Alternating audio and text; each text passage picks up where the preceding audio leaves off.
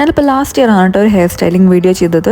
ഇപ്പോൾ കുറച്ച് നാളായില്ലേ, അപ്പോൾ ഒന്നും കൂടെ ഒരു വീഡിയോ ചെയ്യാമെന്ന് വിചാരിച്ചു. ഞാനിപ്പോൾ ഡിസംബറിലാണ് കേട്ടോ കെരാറ്റിൻ ട്രീറ്റ്മെൻറ്റ് ചെയ്തത്.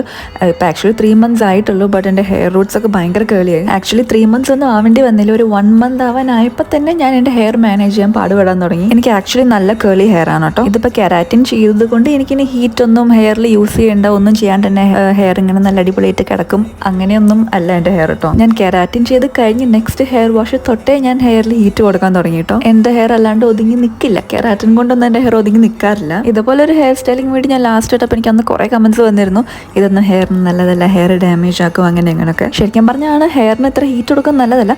ബട്ട് എനിക്ക് വേറെ വഴിയില്ല, ഈ ഹെയർ ഒന്ന് ഒതുങ്ങിയിരിക്കേണ്ടത്. എൻ്റെ ഇപ്പോൾ കെരാറ്റിൻ ചെയ്താലും ഹെയർ ഞാൻ എത്ര നിന്ന് സ്ട്രേറ്റ് ചെയ്താലും എൻ്റെ റൂട്ട്സ് അങ്ങോട്ടും ഇങ്ങനെ ബൂം എന്ന് പറഞ്ഞ് പൊന്തിരിക്കും. അത് എന്തൊക്കെ ചെയ്താലും അങ്ങനെയാട്ടോ. അതുകൊണ്ട് ഞാൻ എങ്ങനെയാലും ഹെയറിൻ്റെ എൻസ് കേൾ ചെയ്ത് ഞാൻ എല്ലാ ടൈമും ഇടാറുണ്ട്. അല്ലെങ്കിൽ മുകളിൽ മാത്രം ഭയങ്കര വോളിയം, എൻസിലേക്ക് വരുമ്പോൾ തീരെ വോളിയം ഇല്ലാത്ത പോലെ തോന്നി.